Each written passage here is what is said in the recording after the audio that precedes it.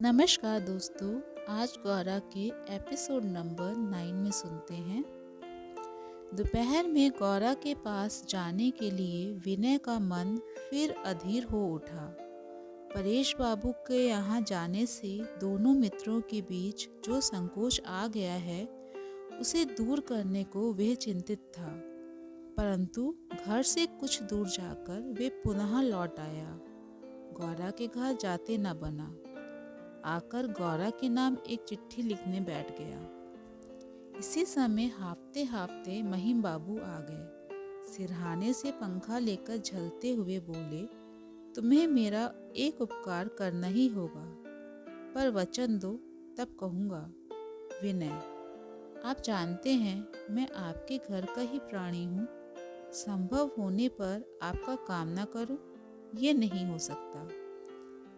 महिम ने पॉकेट से पान डिब्बा निकालकर उसमें से 2 पान विजय को दिए और शेष अपने मुंह में रखकर कहा, मेरी शशि मुखी को तो जानते ही हो, देखने सुनने में उतनी बुरी नहीं है। 10 साल की होगी, ब्याहने योग्य हो गई है।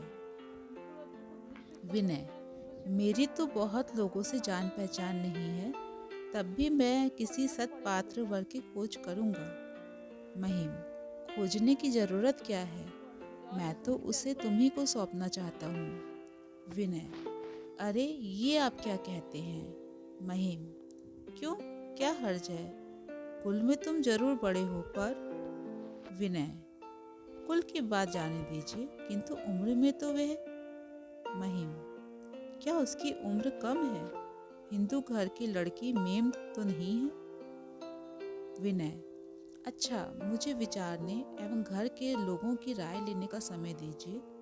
महिम ने मन में सोचा कि बात बहुत कुछ पक्की सी है और चले गए। ये विवाह होने से वे गौरा के संबंध सूत्र में सदा के लिए बंध जाएगा, इसकी कल्पना कर विनय का विषाद कुछ कम हो गया। वे गौरा के घर जाने के लिए बाहर निकला, पर बीच में ही सतीश मिल गया।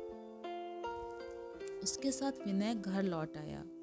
सतीश ने रुमाल की पोटली खोलकर 5 फल विनय के आगे बिखरा दिए। बोला, रंगून से मेरे मामा ने भेजे थे, उन्हीं में से 2 फल माँ ने आपके लिए भेजे हैं और आपको बुलाया है, क्योंकि लीला का जन्मदिन है। विनय ने बहुत बहाना किया, पर सतीश के हठ पर उसे वहाँ जाना ही पड़ा। वहाँ सुचरिता से भेंट हुई, स्त्रियों के कर्तव्य पर बातचीत हुई, गौरा की बात चली। विनय ने कहा, शास्त्र में लिखा है, आत्मानम विद्धि, आत्मज्ञान के बिना मुक्ति असंभव है।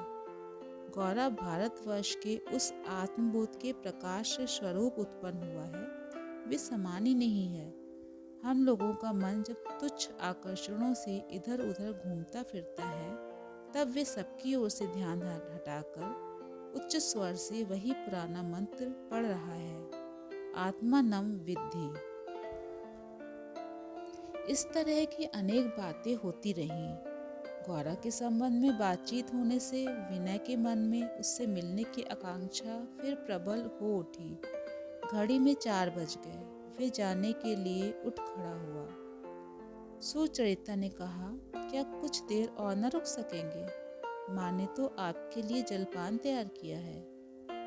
विनय के लिए प्रश्न नहीं, आदेश था। वे फिर बैठ गया। थोड़ी देर बाद सुचरिता के साथ छत पर जलपान करने बैठा।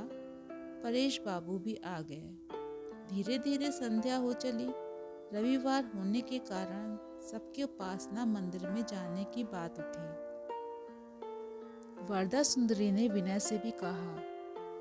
विनय ने कोई आपत्ति नहीं की, इसलिए सब 2 गाड़ियों में बैठकर उपासना मंदिर गए। वहां से लौटते समय जब सब लोग गाड़ियों पर चढ़ रहे थे, तब सुचरिता ने कहा, वे गौरा बाबू जा रहे हैं। गौरा ने इन लोगों को देख लिया, फिर भी इस तरह चलता गया जैसे देखा ही ना हो।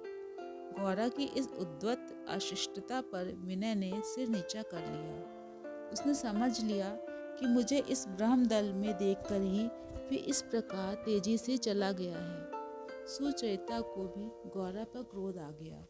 मन में आया कि किसी तरह उसका गर्व चूर हो जाए तो अच्छा हो।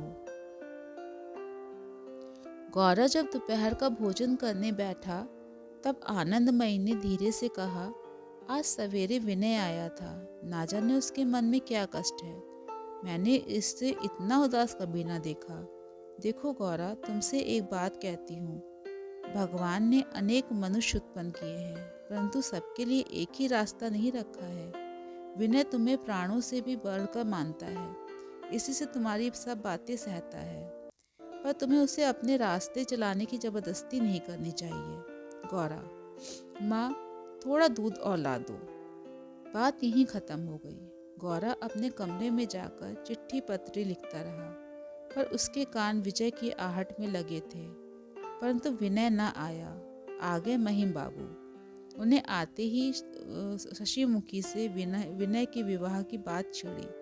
गौरा और विनय ने तय किया कि शादी न करके देश से सेवा करेंगे। इसलिए महिम की बात से वे चौंक उठा। बोला, विनय क्यों ब्याह करेगा? महिम, यही तुम्हारा कट्टर हिंदूपन है। शास्त्र के मत से विवाह एक आवश्यक संस्कार है। तुम्हें एक बार कहने भर की देर है। गौरा का मन विनय की ओर दौड़ रहा था। महिम की बात से उसे विनय के घर जाने का बहाना मिल गया था। संध्या समय वे विनय के डेरे पर गया तो मालूम हुआ कि बाबू 78 नंबर के मकान में परेश बाबू के घर गए हैं। सुनते ही गौरा का मन विषाक्त हो गया। वे मन में भारी विद्रोह का भाव लेकर परेश बाबू के घर की ओर चला। इच्छा थी कि वहां जाकर ऐसी बात कहेगा जिन्हें सुनकर इस ब्रह्म परिवार में आग लग जाएगी। वे क्रोध में पहले परेश बाबू के घर, फिर उपासना मंदिर की ओर गया। मंदिर के पास पहुंचकर देखा विनय वरदा सुंदरी की गाड़ी में बढ़ने जा रहा है। तब विनय के प्रति क्रोध से मन में कहा, मूढ़, नाग पास में इसी तरह अपने को फंसा रहा है। इतने सहज में और आंधी की तरह वहां से चला गया। तो दोस्तों, इस प्रकार गौरा उपन्यास के एपिसोड नंबर 9 को आपने सुना। आशा है कि आपको पसंद आया होगा। मैं जल्द ही आपके समक्ष एपिसोड 10 लेकर के आऊँगी। नमस्कार।